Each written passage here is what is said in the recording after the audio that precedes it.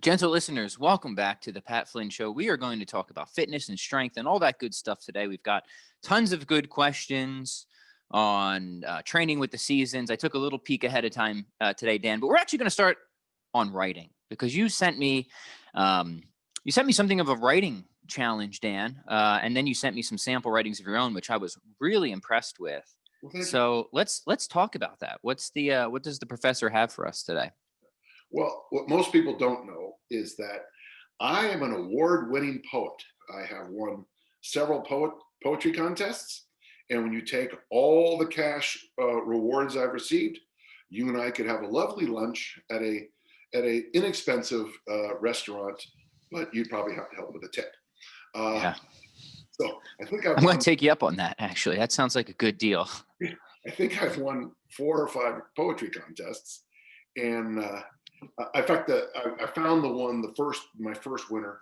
It's called Polemus the Mantis, and I'll retype that up and send that to you. Okay. Right. But I think I've sent you. Did I send an Evening Echoes Lost? No, you sent me. Neighbors is the first one that you sent me, and if you wouldn't mind, Dan, I would love to share some of these on the show notes.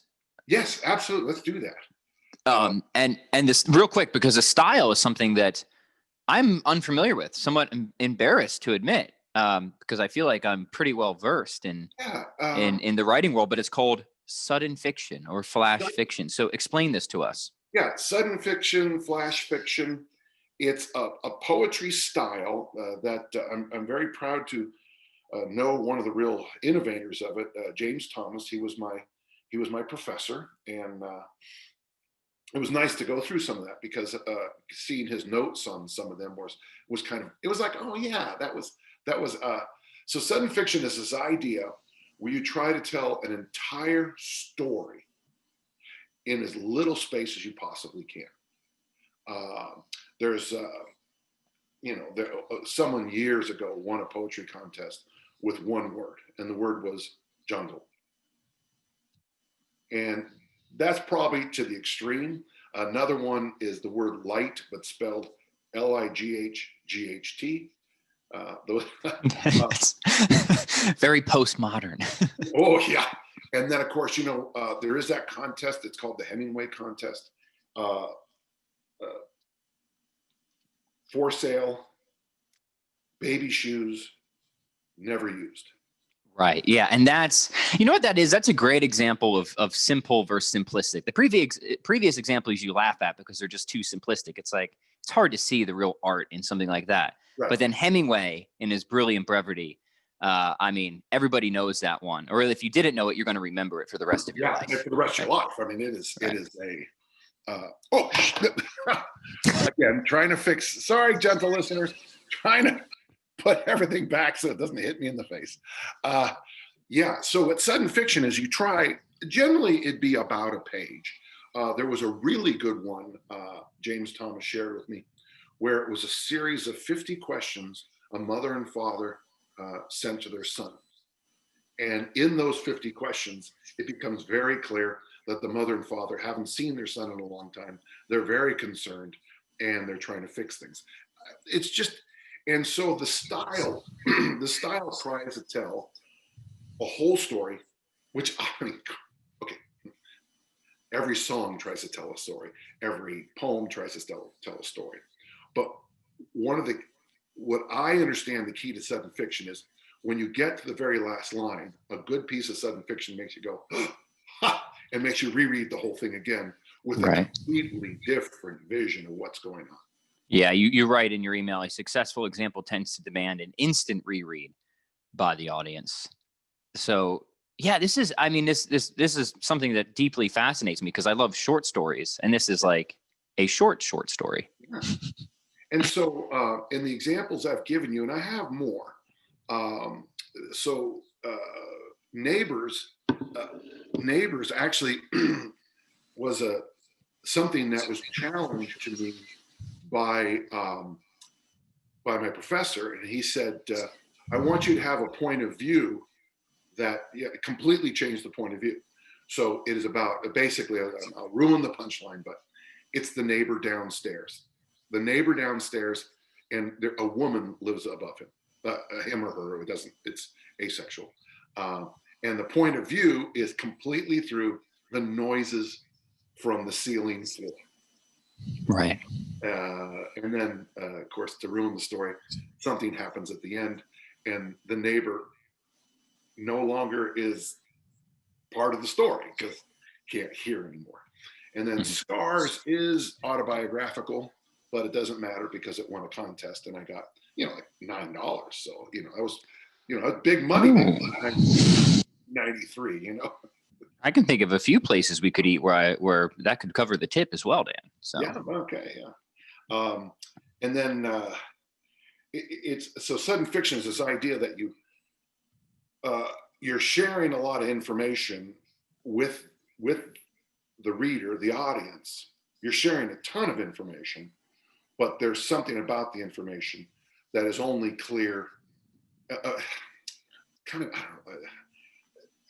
Don't think of it as a punchline to the joke, but every sentence, every word becomes extremely important.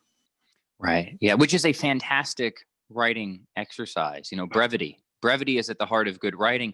I don't want to spoil these stories. I want people to read them for themselves. So if you don't mind, I would love to put these on the show notes. Sure. But here's okay. Go ahead. No, finish your thought, and then I'll chime in because I want to try and make a connection. The other one called "In Evenings Echoes Lost" too, which I didn't get any money, but I got a prize. I got the prize in a literary magazine for that. Right. And that was basically it's I keep the coals of desert fire. It's a love story. I don't know. It's my attempt to write classical poetry without a lot of rhyming. But you'll notice in the one called Scars, like, for example, you don't even catch the breathing until you read it the second time. It's all about, it's obviously labored, painful breathing. But when you reread it, you realize that the writer is in pain the entire time. Yeah.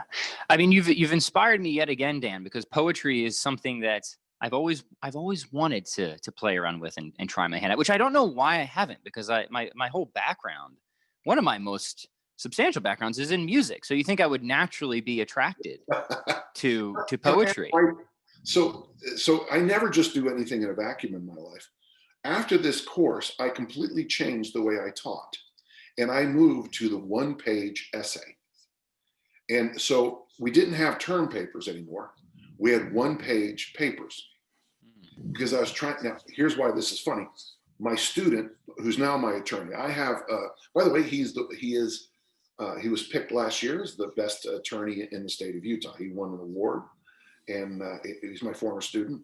And I wrote his letter of, what do you call that? Recommendation to Holy Cross, Oxford, and law school.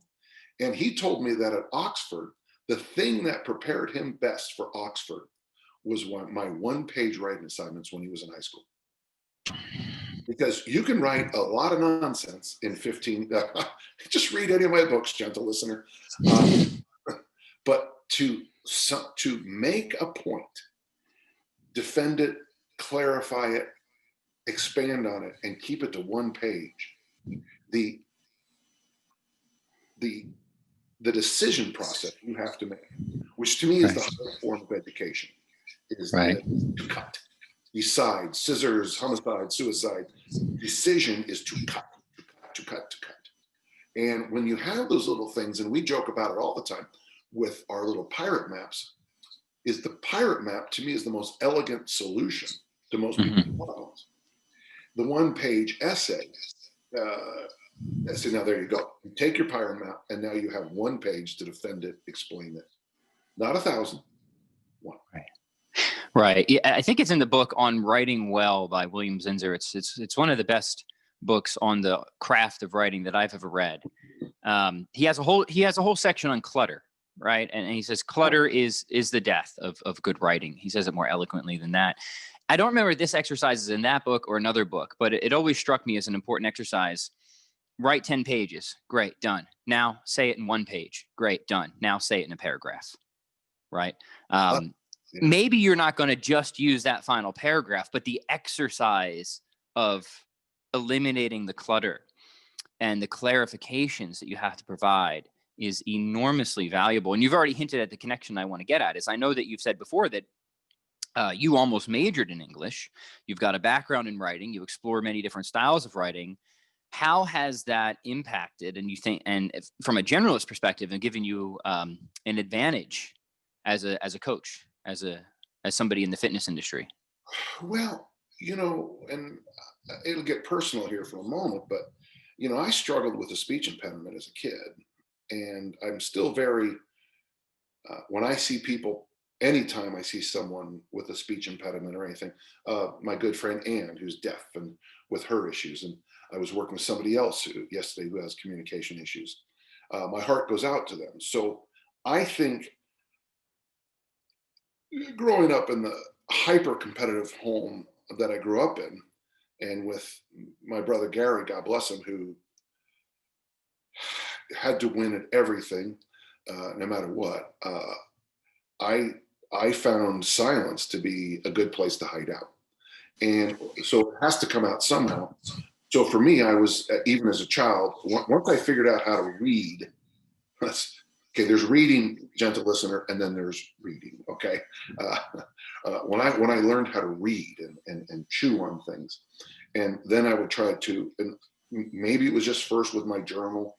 Well, I can remember writing things for years on these, and again, my family made fun of these things. I started writing books probably in the 3rd grade. I would cut out pictures and put them in books, and I would keep them. And I can't remember what I called it. And they called me Ranger Dan, and they made fun of me. But here's the funny thing: all those things they berated, they got on me, is why I'm sitting here right now, age 63, talking to the delightful Pat Flynn. So for me, writing was a place that was safe. I think I've told you before. In the 7th grade, I wrote something, and I went to a Catholic school, and the sister said, Danny, you're a good writer. And I didn't know what to do with that, because it was the strangest thing I'd ever heard in my life. It was called a compliment. A compliment. I didn't know they existed yet. So I don't want to get too weird or anything, but it was for me, writing was a good place. So when I have gone through life's crises, I turn to the pen. I have, if I can find all the work, I won't. I'll just throw the biggest hits at you. But one thing you'll explore, for example, I have a number of haikus that I've written. In fact, I had a whole collection of called Celtic haiku, and and what was fun about doing the haikus there for about a year or so is that the discipline of the haiku, I think, actually helps me as a writer. But to get it back to coaching, the discipline of haiku, I think, makes me a better coach. Can I share my favorite haiku very quickly? Sure, of course. Haikus are easy, but sometimes they don't make sense. Refrigerator. I like that. I'm sorry, that totally totally irrelevant. Please continue. Yep. No, it's it reminds me of my favorite. How many jokes? Those. How many fill in ethnic group does it take to screw in a light bulb? Mm-hmm. My favorite one is how many existentialists does it take to screw in a light bulb? Fish. Okay. Very good. It's in the same run. Yeah. Yeah. I guess there's can you hear the theme that's kind of come out in this discussion already? To be a good coach, to be a good parent, to be a good teacher, to be a good leader, you have to have some kind of discipline to take the message and make it clear. And an easy way to do that is to go back to elementary school and re-listen to your English teachers and your poetry and your math teachers, and because they are all trying to do that for you. But the job of the young is to I want to be a ballerina living in Nicaragua, with my own coffee plantation. And okay, that's great. what's crucial? What's you got right now here? We're going to read this haiku, and you're going to write a haiku right now here. One of the other things that strikes me is you have many, many books out, and undoubtedly one of the reasons that you have been able to stand out in a very noisy industry, the fitness industry, is because you have skills in other areas that either exceed what most other people in the industry have, or it's just a skill that they don't have, period. Communication and writing. And I know that you get this all the time, but I get it too from people who very much follow Dan John. They enjoy his writing style. He's that kind of guy that it just sounds like you're on the front porch sharing a whiskey together, right? Yeah. That is, and that's an authentic thing. Everything that I've ever read on style, and I think is absolutely true, is style is when you develop the technical ability at something to just get out of your own way so that your personality can really come forth. That's what style is, right? So you gain a technical mastery so that you're not tripping over yourself, that you can really express yourself. Your style is really you, but it's blocked by technical inability, right? I think that's right. And I think that's right in music. I think it's right in writing. And you're somebody who, since you've had that technical ability, has allowed you to have a style that I think has made you very unique and attractive when people read your articles wherever they are, Men's Health, T Nation, etc. And it's not just because of your fitness expertise. I'm not trying to be overly fawning here, but probably am. Never hurts, right? Yeah, fawn away. It's not just your technical expertise in coaching, but it's that combination of skills also with your backgrounds in writing that I think has obviously lent to your competitive advantage, which is a continual theme on this show, this idea of generalism. So that's one of the connections, at least that I see. Mm-hmm. Well, if you don't, we can expand on that. In truth, I mean, I think it was one of our discussions, but it could have been something else.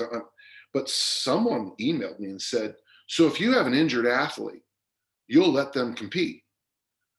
Well, if it's a Super Bowl, it's the Olympics. So my 3 words for assessment are, can you go? Now I have a whole 1, 2, 3, 4 assessment. I have an entire book based on assessment, but the actual assessment is, can you go? And the post-athletic performance or marriage or I should say, pardon me, post-athletic, post-wedding, post-birth, post is now what? It's just 2 words. Now, I have a lot of other tools I throw on top of it if I need to get you going, your tension level, your heart rate, your arousal level.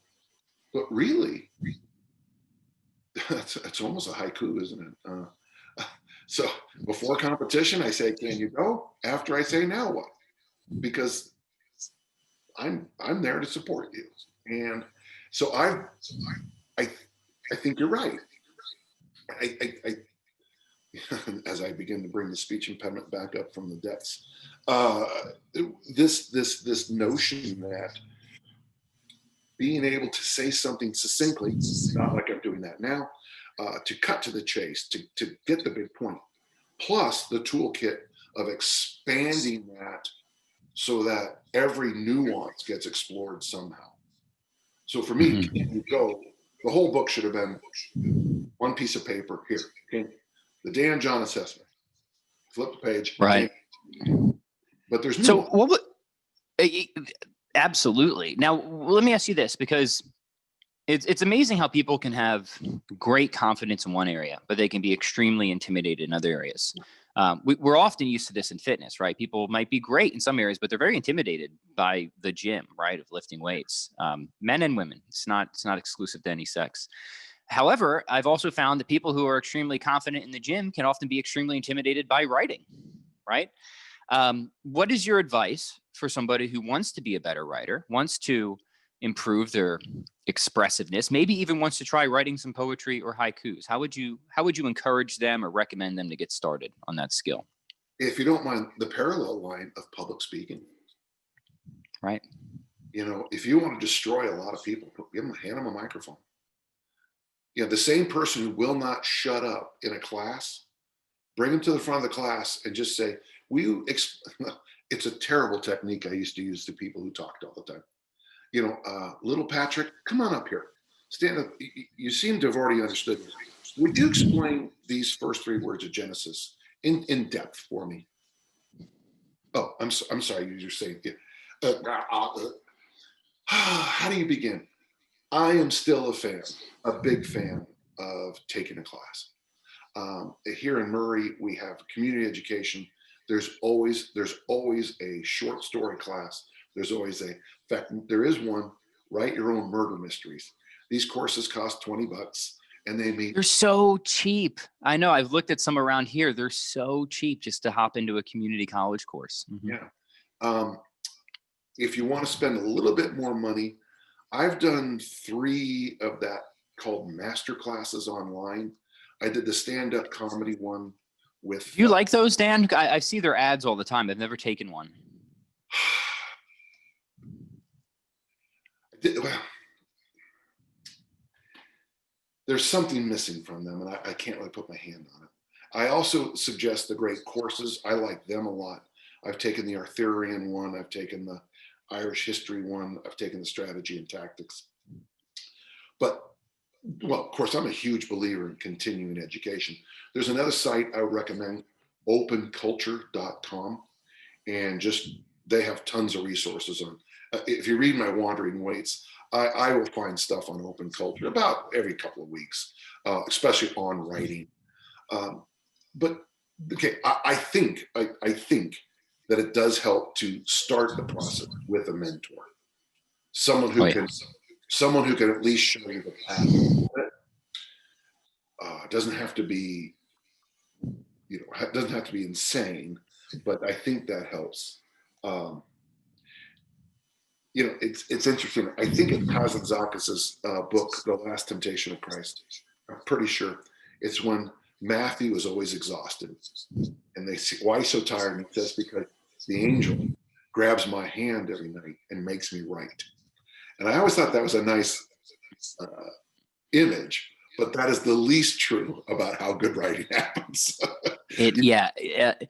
It's in the book On Writing Well. It starts with a short example, something like that, where Zinzer was at a conference with somebody who wasn't a professional writer, but they were talking about writing, and his whole point was all the ways that this guy talked about writing is how you knew he wasn't a professional writer. He talked about how easy it was, how the process was always so enjoyable, how things just flowed. And it's actually a very humorous start to the book, right? Because he's helping to set expectations. Like when you get serious about writing, yeah, even if you're a pro, it's often a chore. It's often a very difficult thing. Mm-hmm. I think that's why I'm such a diva when I see negative reviews. Because I'm a diva too. I don't think people realize, really how hard it is. And by the way, folks, I'm a gifted writer like I'm a gifted discus thrower. I woke up one day and I went to track practice and I threw the discus 2 feet behind the ring. I couldn't throw over 60 feet for the first 2 months of throwing. And then I learned to spin. And I threw and I threw and I threw. And weirdly, 40 years later, I got really good at it. So that's just a gift, I was born with that. I don't know if this is, I'm getting you. Your sarcasm has been detected. Now, it's interesting. I'd be curious in your life, because we obviously all do have our innate gifts and things that we're good at, but it's interesting when you have gifts that you aren't really interested in. And it's kind of frustrating when you're really interested in something and you don't have a gift for it. So I'll give 2 examples. I've always been good at math. Like I think I'm just naturally gifted at math, but and I've never hated math. I've always liked it. It was a big part of my education in undergrad. Fine. But I've always loved music, and I've always been utterly naturally incompetent as a musician.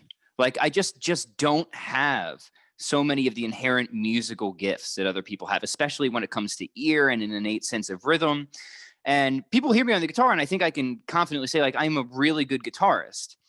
But I think what gets missed is how hard it has been for me to get to a level that other people have attained with much greater ease, because they have a gifted foundation, in a sense, right? The amount of hours I've had to spend incessantly with a metronome trying to get my horrible natural rhythmic timing down, and my ear training. So it's just kind of interesting. Like, there's areas in my life where I feel like I could say, not that I'm some great prodigy or anything, but like I definitely have more natural gifts there.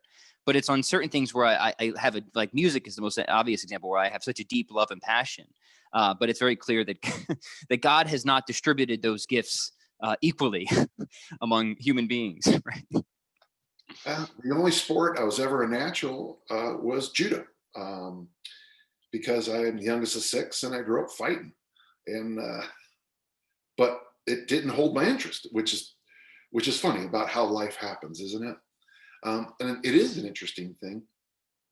I'm at an age now where I can watch, and this is so cruel to say this, but I've been able to watch people, go through life and make, with the death of Sean Connery, of blessed memory, Indiana Jones and the Last Crusade. I quote that movie in every book I write. It's such a good one. Mm-hmm. The whole, he didn't choose wisely, but I've watched people kind of grow up, and some people are gifted with exceptional beauty and perfect bodies, and they kind of just put that on, that they just run with that until they don't. Right. I'm fortunate to look like I've been beaten with a hatchet on my face, and that, so I had used some different gifts. I think it was H.L. Mencken. We were talking about the gift of beauty. He says, some people are able to just go in with the full frontal assault, but not me. I have to find more strategic moves. Mencken is an interesting. He's certainly an interesting writer. There's no doubt about it. Well, very good, Dan. This has been I so enjoy sitting here having tea and coffee and chatting with Dan John every morning. Any final thoughts on this before we turn to training and fitness?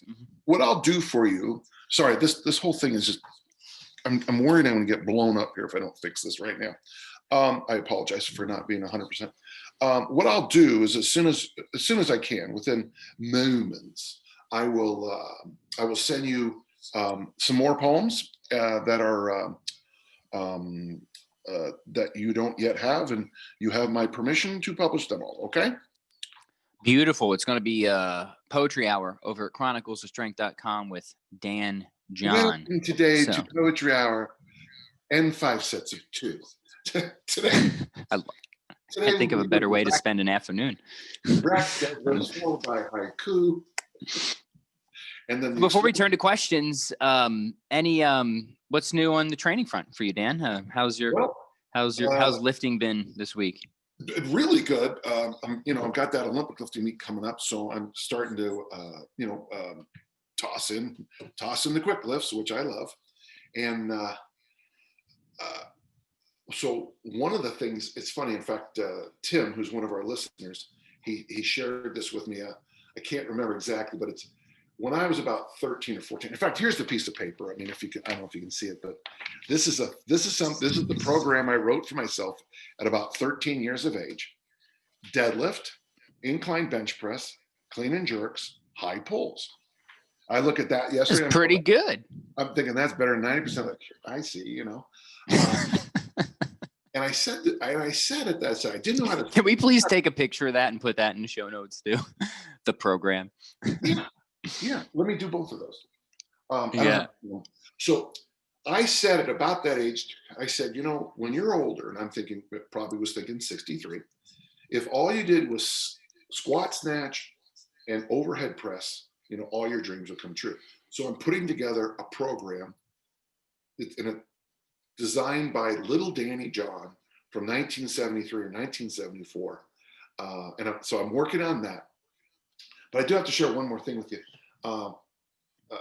Rusty Moore, who I've got great respect for, he influenced Greg Gallagher quite a bit. Well, Rusty sent me a nice email the other day and recommended this book to me called Fiber Fueled. And the author is Will Bulsiewicz. Bullsiewicz. He's already doing real well. It's a New York Times bestseller. I hadn't heard of it, but I really, really like this book. It looks like a New York Times bestseller. They all have a similar looking cover for some reason. Yeah. They don't have an ugly big guy in the front. But what I like about this book is that, Rob Wolf told me, it's got to be a decade ago now, that he summarized a whole bunch of diets from CrossFit and Zone and a whole bunch of things. And he just said, more fiber, more protein, more fish oil. And it's kind of funny because it's still true to this day. At the training center, they said protein, veggies, water. And so those are the haikus. Okay, gentle listeners. How about a haiku? How about a haiku contest? For a nutrition plan. Nutrition plan, and it's got to be nutrition and training. What do you think? I think I'm going to be able to get this one on YouTube, because it seems like the video isn't giving us any fussiness today. So you can either comment that right down below, your best haiku for fitness or training. This will be fun. Or you can email me if you're listening on the old podcast, patflynn@chroniclesofstrength.com. Dan, let's put an incentive to this. What do we have to give away? Do you still have some audiobook codes for us? I gave them all to you. Do you have any more? I have not used them all. So good. If they're still good, we could use them. Go get Attempts, the audiobook. How's that sound? Beautiful. So we got free audiobook for you winners, and I'll look and see how many codes I still have, and I will just pick winners. So give us your best minimalist. That's fun. This will be fun. Haiku. And remember, haiku, 5 syllables, 7 syllables, 5 syllables, right? That is fantastic. What I like about this, and I think, gentle listener, there's real value to this. If you can come up with something, because it'll be nice for your own children when you're at a party and somebody says, "You looking good. What are you doing?" And you'll go, sitting on a leaf, a little green frog, trembling. That's a very famous one from Bashan. If you can just summarize in just a few words, it's money. Oh, that's good. That's good stuff, man. I love it. I can't wait. I'm going to take a stab at this myself. I will practice our prescription here. Very good. So I'm excited to see what they come up with. Brevity, good exercise. Okay, shall we turn to some questions then, Dan? Let me get my pen so I can write down people's names. There it is. So, gentle listener, this is the pen I use when I'm working. It is one of my favorite Disney or Pixar movies, I think, and it's Ratatouille. Yeah, it's a good one. I like that one too. There's only one thing about Ratatouille I didn't like. The hero is a rat, and here in Utah, they're good. Yes. Definitely not a hero. Mm-hmm. Okay, the first one comes from gentle listener Tim. He's definitely, we've got this question before, but we'll take it again because it's a good one. What is a fitness position that you guys have changed your mind about that you used to teach but no longer teach, or what's something you've written before that you wish that you would no longer write today? That's a good one. Where to begin? Thank you for helping me on that. It wasn't so much the answer as where to. I guess, Tim, if you don't mind, if I can just step back and I'll give you the 40,000, whatever they call it, foot view, because I needed to start with the cliche. Personally, my issue has always been I have believed the flash. I have Nautilus, CrossFit, some other things. I have believed that somebody had the answer. That here was the missing thing. It could have been, there was a thing when I just got out of college called B15, which no one's ever heard of. It could be horny goat weed, anything you buy at the supplement store. The flash and the splash. Tim, and then in a much more reflective way. So Tim, the big one is believing nonsense, then to step back, it took me a while. I had forgotten that it had taken me the better part of, I got to do math, 15 years to learn the Olympic lifts. So I started lifting in 1965. I started coaching in 1979. So I believe that everybody should just, the correct answer, and it's interesting because the little Danny John protocol is snatch and clean and press. So I still believe it, but which, I thought the answer to all questions was snatch, clean and jerk, and let's just say load and carry. And it took me a long time to walk backwards off of that. So go ahead. Me. Yeah. So my books, the one that Dan John calls a terrific book with a terrible title, which I agree with, Paleo Workouts for Dummies. There are exercises. I've mentioned this before, but I think it's worth reiterating because it is the one thing, if I could revise that book, and I'm surprised I haven't yet because it still sells fairly well, but I haven't been asked to do a revision of it yet. I would snip out some exercises that I have in there. Notoriously, the one-arm chin-up. That was something I trained for a year. I thought I trained prudently to get, my photos and videos and look all cool in the book doing that. And it gave me just wretched elbow tendonitis. And it carried over to essentially nothing else. So it was one of those movements that was hyper specialized, took a lot of work. And even though, could I have been more patient? Yeah, I probably could have been. But even though I thought I was relatively patient, it hurt me and it didn't really help me at doing anything else. So it's stuff like that I no longer recommend and would change if I could. Yeah, and that's the most obvious example for me. The kind of party trick exercises, if you will, where I just don't think the proverbial juice is worth the squeeze, right? Mm-hmm. Tim's question and your segue here, I think, are important. I have said this about a lot of things, and I tend to make fun of things like the bent press. Here's another one. Someone we both know, their career is over because of doing single leg deadlifts. Again, amazing party trick until something goes. I have a question. Somebody asked me a question the other day about windmills, and windmills, they have their value until if you try to get too cute, you could end up with some trouble. The pistol, which it's funny, when I used to teach high school, I would have people in my room do pistols the very first time they saw someone do it. But all the effort and training to get some athletes to do a pistol, it was probably just going to ruin their hips for the rest of their life. So right. It's interesting. I wouldn't say, and Tim, don't think I'm saying single arm is wrong, single leg is wrong. But when it comes to party tricks, that seems to be the issue. Yeah, and for some instances, it might just be an exercise altogether, like the one-arm chin-up. Or I would at least say, like, if you're going to do this, at least have the right expectations, right? I remember I was hanging out with a bunch of like pro arm wrestlers one time, and the guy was very frank. He says, if you want to be a pro arm wrestler, just understand that your elbows are going to be destroyed. And that's the end of it.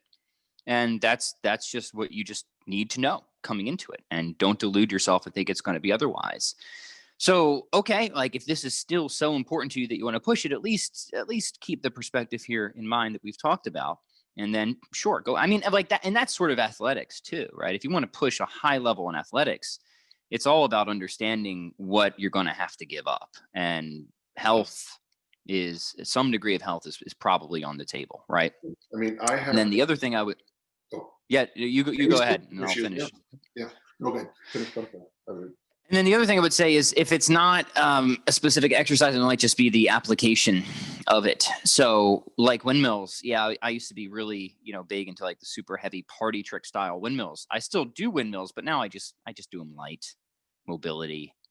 I think that's a much more, same thing with get-ups. We've talked about this before, like pursuing the super, super circus trick heavy get-up doesn't seem to me to be the wisest, most worthwhile investment. Still like get-ups, still use them a lot. Yes. But yes. the application now of how I program get-ups has changed from how I might have been much more gung-ho 10 years ago, for example. Right. And then, Tim, I mentioned supplements, but I would go into almost, you got to be careful about calling diets fad diets, but generally in my life, when I've stuck to the absolute grandma basics, has been the best for me nutritionally. It'll be funny. I made a joke at the first, so my second public speech, the first time was at Charles Daly's boot camp. I'm in this field. And the second was at a massive thing. I was the keynote 6 weeks later. And about halfway through my first talk, I heard all these noises, and everybody was opening magic chocolate protein things.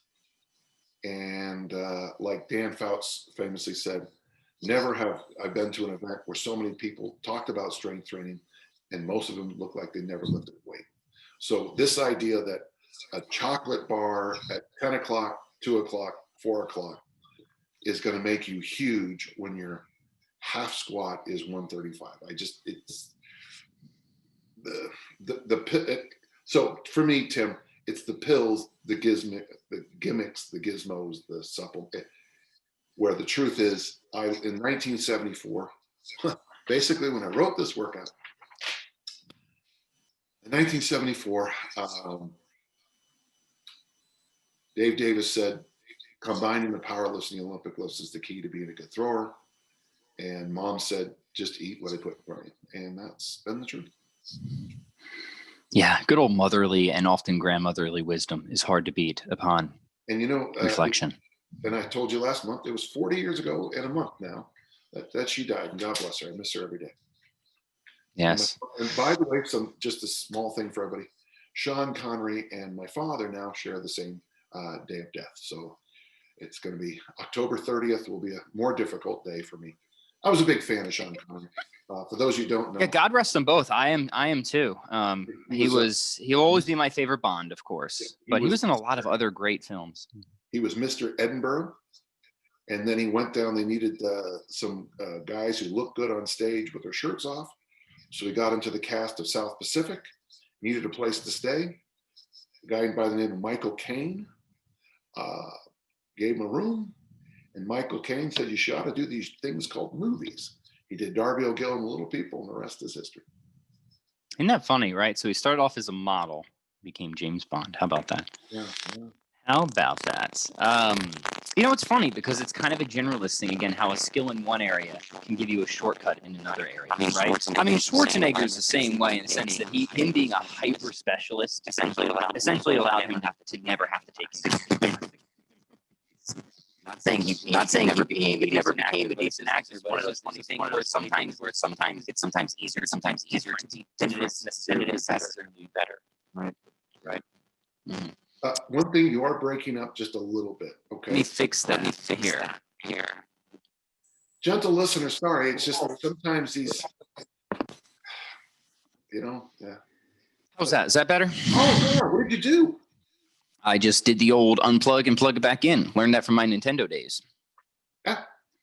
So yeah, I like what you said there. In fact, it might be worth your time for your next book to talk about Steve Reeves, who became Hercules.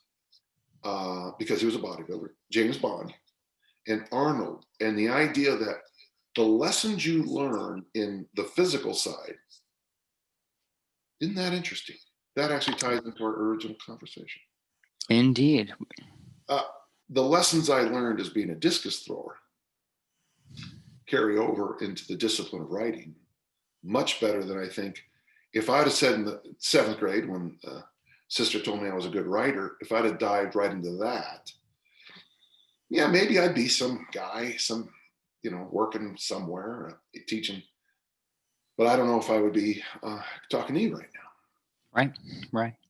I like it. If we wag our jaws long enough, we usually tie some nice threads together. Yes, yes, it happens. Yeah, it does. Okay, next one comes from Trisha. And she says, question for you and Dan. How would you recommend training for accomplishing a steady handstand? Specifically, how would I protect my upper back and neck while gently gaining enough strength and balance? I'm a 30-year-old female with 4 kids, 7 to 3 months, and I have some kind of recurring neck strain that can be aggravated by upper body work like pull-ups and presses and by the tension caused by craning my neck so much to care for my kids. I can tell you about that. I've made quite a bit of progress in the last couple of years, but reliable balance still eludes me. Thanks. Why don't you go start? And then there's some comments I want to make. First comment is, if it hurting you, Trisha, why are you doing it? But Patrick, you're more in this world, and there's a couple things I want to reference. Yeah, so what did I do to train for the handstand? And this was a later in life skill for me, and that was good. And my buddy Alex Salkin helped me out a lot with this. He's real good at handstands. And for the first part of how to do it safely, find a wall. Walls are your friends. So wall drills and positioning drills Wrote that there. are going to be your best thing. So what would be some positioning drills? Hollow holds. So getting really strong, and confident in the hollow hold position and making sure you're really trying to mimic the handstand. So abs are tight, glutes are tight, thighs are pinched together. You're shrugging upwards. All that stuff. I've got some videos of that on my YouTube. I know Alex does as well. So the hollow holds, and then you can transition if you want a good pairing to build the strength and the positioning while still being safe. Well, first off, as a general safety thing, a good prep, Dan, we've talked about this before. Learn to tumble.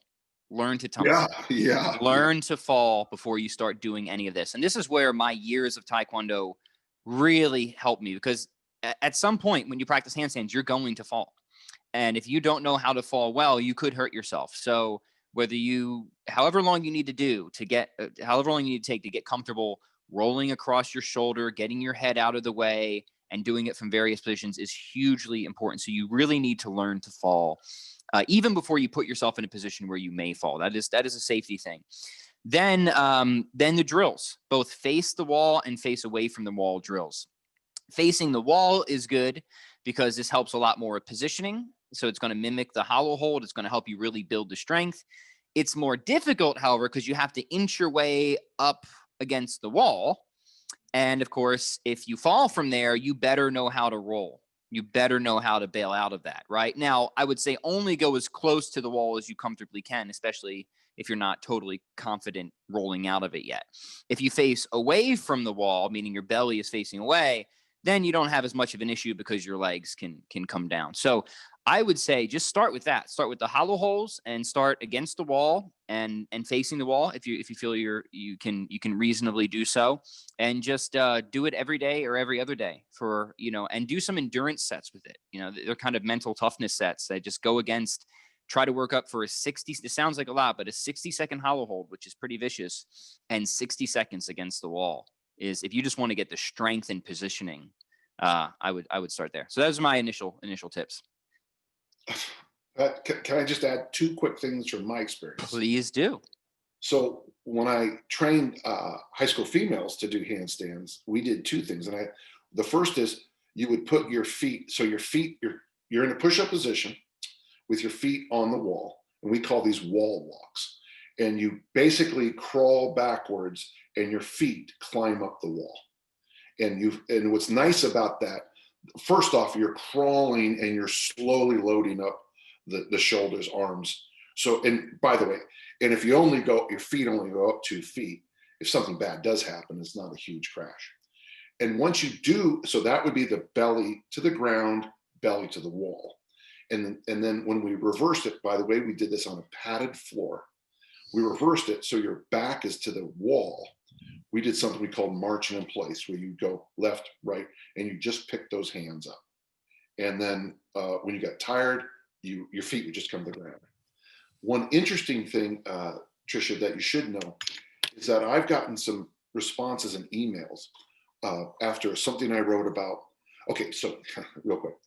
I think squats lend to hypertrophy, muscle mass gain, more than deadlifts, because the squat does not have the grip issue.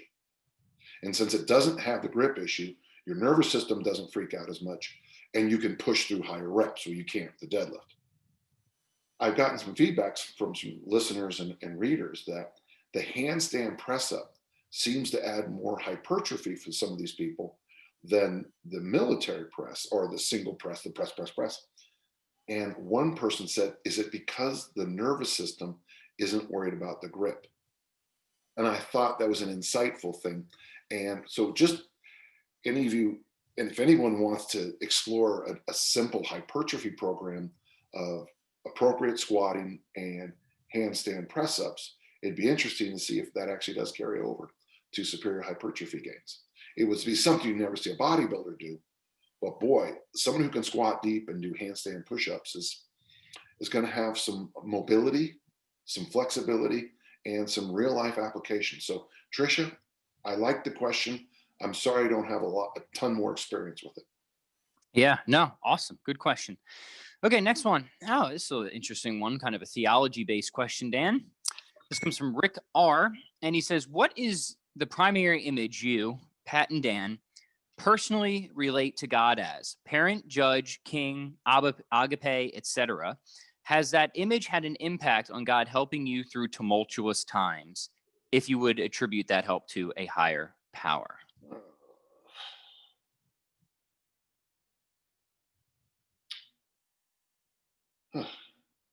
It's a good question. Yeah, and the only thing I could say, and it was Rick, right? Rick R. We get a initial of the last name on this one. The Rick, none of those actually fit. Rick, he's no longer with us, but Father Eugene Laverdiere wrote a series of wonderful books on the Eucharist, and he emphasizes, I think it's called Dining in the Kingdom of God. But when I got to Luke chapter 24, when I read that became my foundational understanding of coaching, parenting. So the village of Emmaus is 7 miles away. And they meet this guy on the road. I like to think of the couples being a married couple. I just like that. Scripture doesn't say who they are, so I just went with married couple. And that's because I win. And the idea that 7 miles, I walked 2.5 miles yesterday.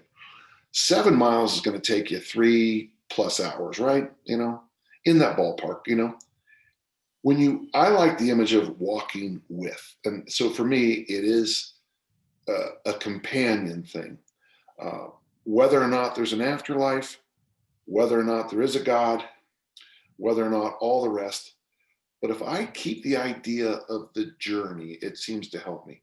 Like the great poem Ithaca by Connolly or something like that. I posted on my Facebook the other day, Sean Connery reading The Journey to Ithaca. And this idea that someone who walks with you, and we're in no rush to get to Emmaus. We're in no rush to get to Ithaca because it's the journey. Cervantes, who, by the way, didn't say it in Don Quixote, he said it in another one of his works. It's the road, not the inn. To me, that's always been the person who walks with me on the journey, the companion. Right. That's the one that helps me the most. I got away from a judgmental God a long time ago. Right. Yeah, no, I think this is a really good question. Agape there, the Christian concept of love, of willing the good of the other. That's the one, I would say that's the one that really struck me, kind of coming from a more philosophical perspective. I think there's a beautiful picture here that's always been reassuring and comforting to me, is when you understand God as creator, and that God is not only the reason that we ever began to exist, but continue to exist here and now, right? That God holds everything in being, in existence. And you combine that with the notion of agape, of willing the good for the other. What you can arrive at, I think, is a very profound conception of love that is manifest in our existence at any given moment. Because whatever else is good for us, the most fundamental and primary good is that good of existence. All other goods are contingent upon God giving us the goodness of existence. So in a sense, God's very act of creation is God's very act of love.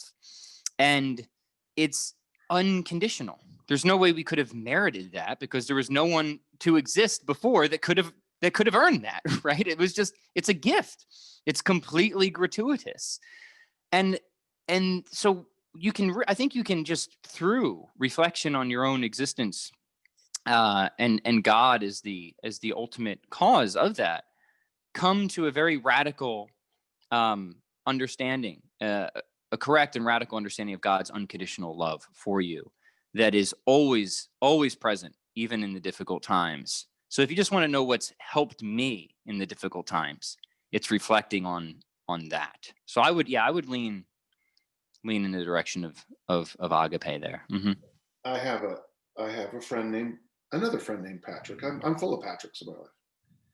And Patrick has told me something that probably has influenced my thinking more about so many things in my life, but I know we're struggling for time, but Patrick said this. Patrick, he has, there's marriage situations. So he's got these two children that he sends texts to, he sends gifts to, and they don't respond. And he said an interesting thing. I still love them, but now from afar. What you just said there about unconditional love, I think is so important. I still love some people in my life that I cannot stand. But once I learned to stop expecting them okay, you need to do the following 5 things to get back into my good graces. Once I stopped doing that, I became a healthier little boy. Right. So now, here's the thing. I still love this one person in my family. I haven't talked to them in years because I'm mad at them. Patrick, as soon as I hang up, I'm going to do 2 things. 1 is I'm going to send you all the poems I put together. 2, I'm going to take a picture of this. And 3, thanks to Rick's question, I'm going to call a person. I want the listeners to know that we get a lot out of the stuff that you guys send in too. I hope that you all get stuff from us in these conversations, but it causes us to often think and reflect certainly in a way that's been extremely positive in my life. So I just want to thank everyone for their engagement. Yeah, and it sounds strange to say that, Rick, but what your question did for me personally was you linked a few things in. Patrick Flynn's excellent response highlighted some things in my head. Folks, this is why dialogue is so important.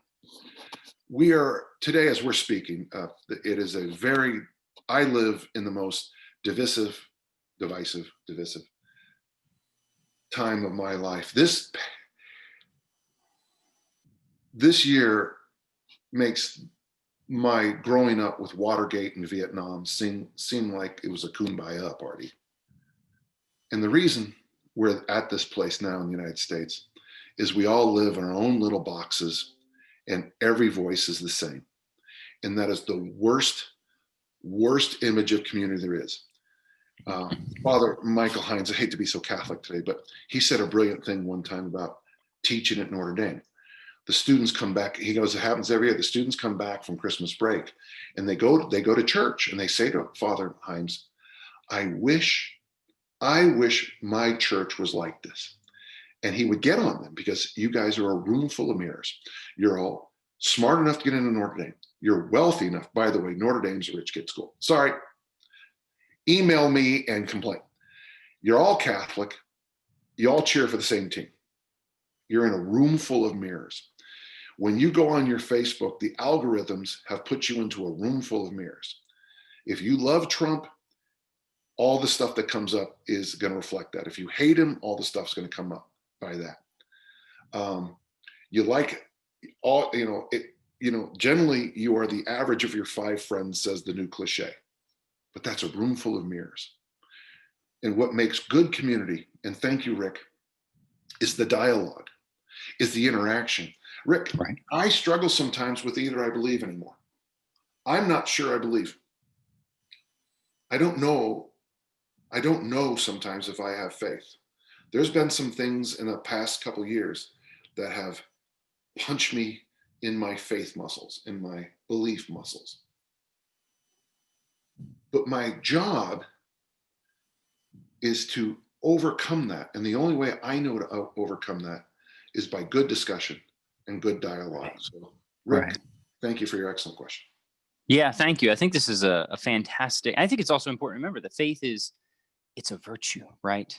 That's what both a natural and a supernatural virtue, right? And the whole life of faith is as we know, it's not an easy thing, right? There's often great and immense struggle involved. So I appreciate you taking the time to share all of that with us, Dan. I think that is a perfect note to end on. Thank you, Rick, for that. Also, in fact, Rick, if you wouldn't mind, email me. I think we got to hook you up with one of those Audible codes for you get a deep question there. It was really good. Yeah. Really enjoyed that. So, all right, before we hang up then, Dan, what's the good word on everything happening at Dan John University? What's coming down the pipeline? What should the gentle listeners keep their eyes and ears if there is open such a thing for sainthood for people, Saint Brian of oh, by the way, he survived no problem. The earthquake, he's fine. He has gone in again and made it even simpler. He summarized my entire Can You Go into like 6 button clicks, and then it tells you, here's workouts, here's some training we recommend. I mean, I just don't think you can do any better. So Dan John University is blowing up. The workout generator, the fat loss workout generator, it is just amazing. Tell you what we'll do. I don't want to do it now because I'm starting to hurt for time, but this time let's do the attempts for the haiku. So folks, the winner of the haikus, attempts, Audible. And then what we can do from now on, I'll get a code, a special code maybe, and then we'll also give out some Dan John Universities. Okay? I love it. Dan John, always an absolute pleasure. Thank you, as always, for taking the time to be here. So you're going to be getting a text from me and an email from me in the next few minutes, okay? Beautiful. Patrick, I absolutely love our conversations. This was a special. As do I. And real quick, listeners, if you benefit from this, couple things, join in the conversation, leave some comments, send me some emails. We love obviously engaging and answering the questions. If you think we're doing a nice job, you know the drill. Those positive, overly fawning, gushy gooey 5-star reviews make all the difference. They help spread the word on iTunes, Stitcher. If you're watching on YouTube, the likes, the shares, all that good stuff. I thank you very much. And we'll see you next week, Dan. We'll see you next week. Great conversation.